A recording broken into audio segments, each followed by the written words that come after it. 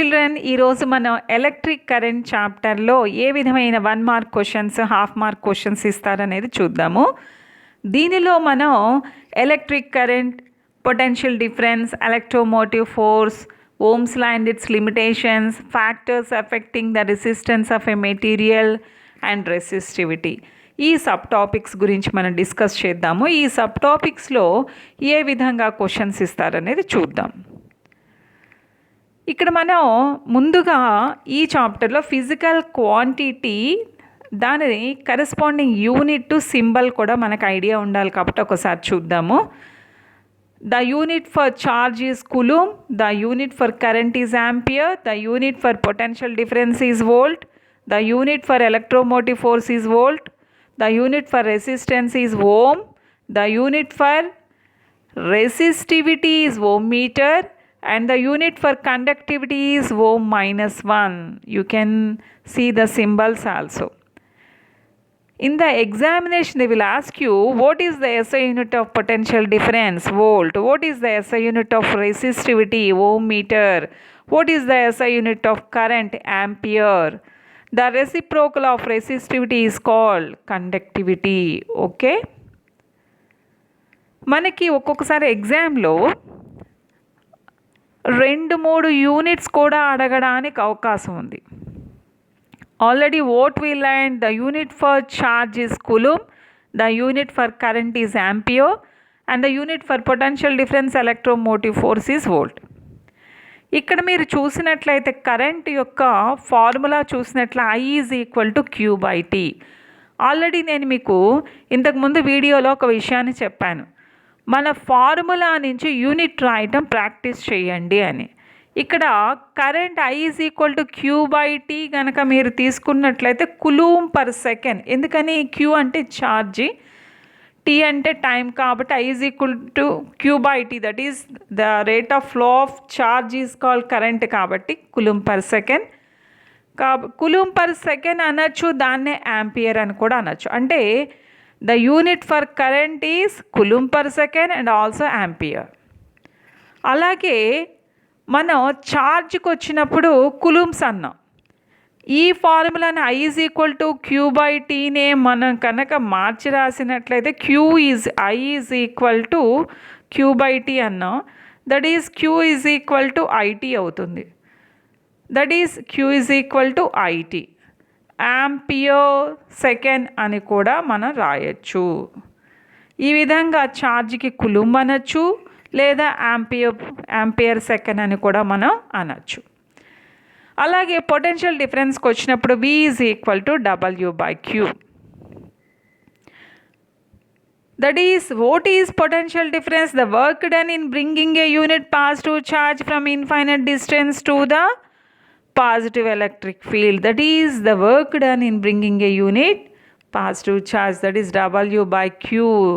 What is W? Joule. Q means charge, coulomb, joule per coulomb. That is potential difference is equal to, what is the unit for potential difference? Joule per coulomb or volt.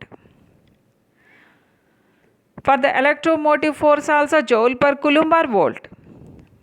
Now we are seeing potential difference and electromotive force. What is the difference between potential difference and electromotive force? Potential difference means that is the difference in potential for bringing the unit positive charge against the positive electric field from one point to another point. That is called potential difference. What is electromotive force? That is the work done by the chemical force. That is because electromotive force is the work done by the chemical force. Both are work done only, potential difference or electromotive force. Okay, now we shall see how they will ask you in the half mark questions. Joule per coulomb is the same as A 1 watt, B 1 volt, C 1 ampere, D 1 ohm. Here we can see joule per coulomb, that is already we saw what is joule per coulomb, and volt, that means 1 volt. The next question, X. 1 ampere is equal to 1 coulomb per 1 second. Why? 1 volt is equal to 1 joule per coulomb. That means already we discussed 1 ampere is equal to x, y are true. And the third bit, ampere second stands for the unit of ampere second. Ampere second, that is IT, means that is Q, that is charge. So we kept the answer as charge. ఇప్పుడు మనం what is charge, what is current, what is potential difference and what is electromotive force we discussed. ఎక్కువగా వీటిలో ఏం చేస్తారంటే ఫార్ములాని బట్టి unit field how they will write అనేది చూస్తారు. ఎక్కువగా యూనిట్స్ అనేది ఈ ఏరియాలో ఇంపార్టెంట్. ఇక ఓమ్స్ లాకి వచ్చినట్లయితే V is proportional to I at constant temperature, that is Ohm's law. అంటే V/I కాన్స్టెంట్, ఆ కాన్స్టెంట్నే మన రెసిస్టెన్స్ అంటాం. V is equal to IR. వీళ్ళు ఏం చేస్తారంటే ఒక గ్రాఫ్ వీకి ఆర్కి గ్రాఫ్ ఎలా ఉంటుంది, వీకి ఆర్కి లేకపోతే ఒక గ్రాఫ్ ఒక స్ట్రైట్ లైన్ గీసి ఈ గ్రాఫ్ ఏ టైప్ ఆఫ్ కండక్టర్స్ ఇది ఓమ్స్ లా అని ఒబే చేస్తుందా ఇలా అడుగుతారనమాట. అంటే the conductors which obey Ohm's law are called ohmic conductors. అలాగే వీకి ఐకి గ్రాఫ్ గీసినట్లయితే మీరు అబ్జర్వ్ చేసినట్లయితే వీకి ఐకి గ్రాఫ్ గీసినట్లయితే straight line passing through the origin. ఇలా వీకి ఐకి గ్రాఫ్ గీసినప్పుడు మనకు ఒక స్ట్రైట్ లైన్ వచ్చింది అంటే that is a ohmic conductor. If it is not a straight line that is not a ohmic conductor, that is non ohmic conductor అనమాట, మనం గుర్తుపెట్టుకోవాలి. అలాగే ఎగ్జాంపుల్స్ ఫర్ ఓమిక్ కండక్టర్స్ కూడా వాళ్ళు అడగడానికి అవకాశం ఉంది. మెటల్ కండక్టర్స్ అట్ కాన్స్టెంట్ టెంపరేచర్గా గుర్తుపెట్టుకోండి. మరి the conductors which do not obey Ohm's law are called non ohmic conductors. Non ohmic conductor యొక్క గ్రాఫ్ స్ట్రైట్ లైన్గా ఉండదు మనకి, గుర్తుపెట్టుకోండి.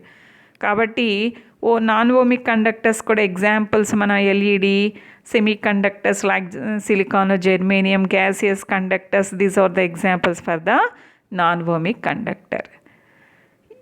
ఐడెంటిఫై ద ఓమిక్ కండక్టర్ అని చెప్పి ఏబిసిడీలు ఇవ్వడం జరిగింది. చూడండి, A LED, B silicon, C copper, D germanium.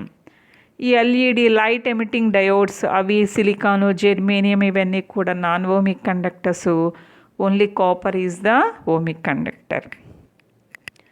అలాగే ఇక్కడ ఒక గ్రాఫ్ ఇచ్చి వీకి ఐకి ఒక గ్రాఫ్ అనేది ఇచ్చి ఇక్కడ మీకు ఒక గ్రాఫ్ అనేది ఇవ్వటం జరిగింది. ఇలా ఇచ్చి మీరు which law is use to explain the graph, because it is a straight line వచ్చింది కాబట్టి V is proportional to I కాబట్టి V/I కాన్స్టెంట్ కాబట్టి Ohm's law. What is the resistance of the conductor, ఇక్కడ మీకు VI వాల్యూస్ ఇచ్చారు. చూడండి, 10 volts ఉన్నప్పుడు 2 amperes current అనేది ఉంది. 10 volts తీసుకున్నప్పుడు 2 amperes కరెంట్ ఉంది. అలాగే 5 volts తీసుకున్నప్పుడు 1 ampere కరెంట్ ఉంది. కాబట్టి 10/2 ఆర్ 5/1 కనుక మనం తీసుకున్నట్లయితే మనకి రెసిస్టెన్స్ అనేది వస్తుంది, దట్ ఈస్ 5 ohm. ఈ విధంగా గ్రాఫ్ ఇచ్చి క్వశ్చన్స్ అడగచ్చు, లేదా గ్రాఫ్ ఇచ్చి ఇది విచ్ టైప్ ఆఫ్ కండక్టర్ అనొచ్చు, లేదా గ్రాఫ్ ఏ షేప్లో ఉంటుందని అడగచ్చు, లేకపోతే ఎగ్జాంపుల్స్ ఫర్ ఓమిక్ కండక్టర్స్ అడగచ్చు, examples for non ohmic conductors కూడా అడగడానికి అవకాశం ఉంది. ఇక find the potential difference required to establish A current of 1.5 amperes across a conductor of resistance 1 kilo ohm.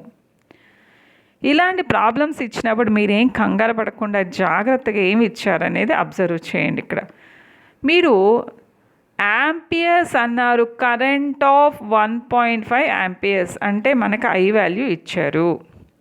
Across a conductor of resistance అంటే R value ఇచ్చారు, 1 kilo ohm అని ఇచ్చారు, kilo ohm అని ఇచ్చారు. పొటెన్షియల్ డిఫరెన్స్ ఎంత అని అడిగారు. అంటే ఐకి ఆర్కి వీకి ఉన్న రిలేషన్ ఏమిటి అనేది మీరు ఎస్టాబ్లిష్ చేసుకోవాలి. వీటన్నిటికీ ఉన్న relation V is equal to IR. I ప్లేస్లో 1.5 వేసాను. ఇక్కడ మనకి రెసిస్టెన్స్ 1 కిలో ఓమ్ అన్నారు, కిలో అన్నారు కాబట్టి 1 × 10³ లేదా 1000 వేసుకోవచ్చు. That is 1500 volts.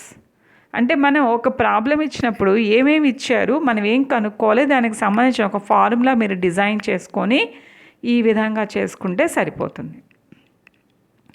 అలాగే నెక్స్ట్ క్వశ్చన్ చూడండి. Assertion VI graph for silicon is non-linear. Reason semiconductors are non-ohmic.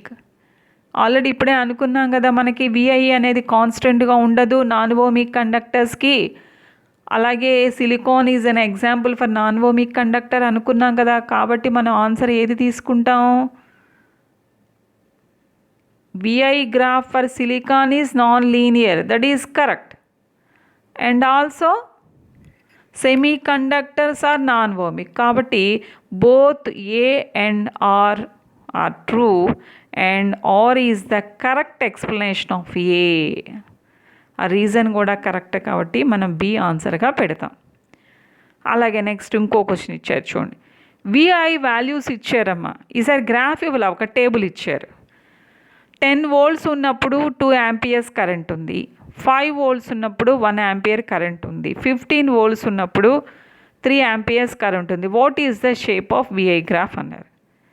అంటే ప్రతిసారి మనం అబ్జర్వ్ చేసినట్లే V/I 10/2 is 5, 5/1 is 5, 15/3 is 5.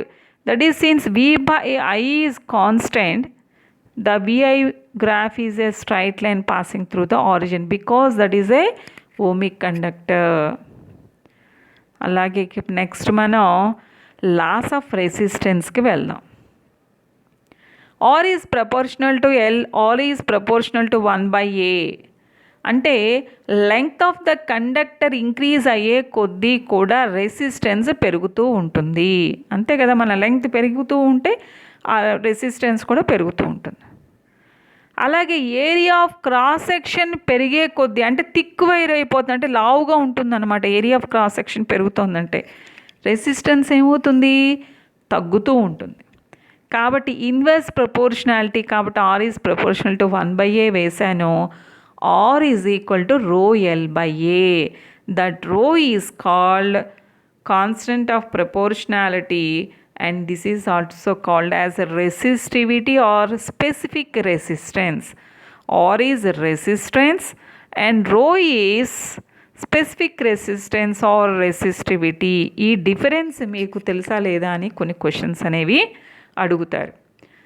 R is proportional to L, R is proportional to 1/A, R is equal to ρL/A. Rho is the specific resistance or resistivity. ఇప్పుడు చూడండి questions చూడండి. Specific resistance depends upon, అంటే specific resistance అంటే దేని గురించి అడుగుతున్నారు? రో గురించి అడుగుతున్నారు. Depends upon temperature, nature of the material, అంతేకాని ఏరియా ఆఫ్ క్రాస్ సెక్షను ఈ ఫిజికల్ పారామీటర్స్ మీద అది డిపెండ్ అవ్వదు. Only A 1 and 2. Resistance of a conductor depends upon S. temperature, nature of the material, area of cross section, length of the material. Already మనం చూసాం కదా. కాబట్టి మీరు ఒక విషయం గుర్తుపెట్టుకోండి, స్పెసిఫిక్ రెసిస్టెన్స్ అంటేనేమో మనకి స్పెసిఫిక్ రెసిస్టెన్స్ అంటే nature of the material, area of cross section ఇది రాదు మనకు. Only temperature, nature of the మెటీరియలే వస్తాయి. రెసిస్టెన్స్ అంటే మొత్తం temperature, nature of the material, area of cross section, length of the material కూడా వస్తుంది.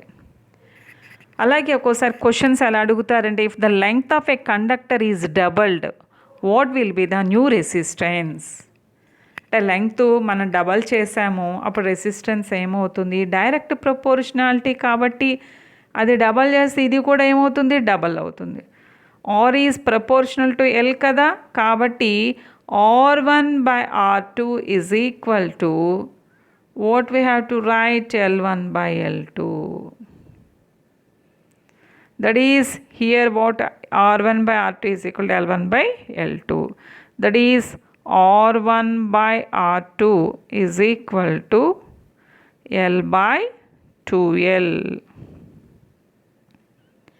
ఎందుకని మనం డబల్ చేసాం కదా, దేర్ ఫోర్ క్యాన్సిల్ అయితే మనకేమవుతుంది, R2 is equal to 2R1, that is double the resistance, new resistance will be double. ఒకవేళ area of cross section double చేశారన్నారనుకోమ్మా, అప్పుడు మనం ఇది ఇన్వర్స్లీ ఇందాక మనం length R1 by R2 is equal to L1 by L2 అని వేసుకున్నాం. ఇది ఇన్వర్స్ ప్రపోర్షనాలిటీ కాబట్టి R1 by R2 is equal to A2 by A1 అని వేసుకోవాలి. ఎందుకని రెసిస్టెన్స్ మనకి ఏరియా ఆఫ్ క్రాస్ సెక్షన్ పెరిగితే రెసిస్టెన్స్ తగ్గుతుంది, ఇన్వర్స్లీ ప్రపోర్షనాలిటీ కాబట్టి. ఆ విధంగా కనుక చూస్తే మనకేమవుతుంది, హాఫ్ అవుతుంది. ఒకవేళ మనకి రేడియస్ ఇచ్చారనుకోమ్మా, ఒకవేళ రేడియస్ కనుక మనకి ఏరియా ఆఫ్ క్రాస్ సెక్షన్ అని ఇవ్వకుండా రేడియస్ పెంచారంటే అప్పుడు πr² వేసుకోవాలి. కాబట్టి మనకి R1 by R2 is equal to, అప్పుడు ఎలా రాసుకోవాలంటే ఇప్పుడు మామూలుగా R1 by R2 is equal to A2 by A1 అని వేసుకున్నాం కదా. ఇక్కడ మనకి πr² వేసుకోవాలి కదా, πr2² by πr1², that is R2² by R1² గుర్తుపెట్టుకోండి. ఆ విధంగా మీరు వేసుకోవాల్సి వస్తుంది. థిక్ వైర్కి అంటే లావుగా ఉన్న వైర్కి లో రెసిస్టెన్సు, సన్నగా ఉన్న అంటే ఎంత థిక్నెస్ తగ్గుతూ ఉంటే మనకేమవుతుంది, దాని యొక్క రెసిస్టెన్స్ పెరుగుతూ ఉంటుంది. కాబట్టి థిన్గా అయ్యే కొద్దీ దాని రెసిస్టెన్స్ పెరుగుతుంది, థిక్గా అయ్యే కొద్దీ, లావుగా అయ్యే కొద్దీ కూడా రెసిస్టెన్స్ తగ్గుతూ ఉంటుంది. ఆ విషయం గుర్తుపెట్టుకోండి. ఇక నెక్స్ట్ రెసిస్టివిటీ అంటే ఏంటో చూద్దాం. What are the units for resistivity? Ohm metre. Already ఇప్పుడే చూసాం స్పెసిఫిక్ రెసిస్టెన్స్ లేదా రెసిస్టివిటీ అంటారని. రెసిస్టివిటీ వాల్యూస్ టేబుల్ మీ టెక్స్ట్ బుక్లో ఇచ్చి అక్కడ మీకు ఆ రెసిస్టివిటీ యొక్క ఇంపార్టెన్స్ అనేది ఇవ్వటం జరిగింది. Why nichrome is use to make the filament of electric heater?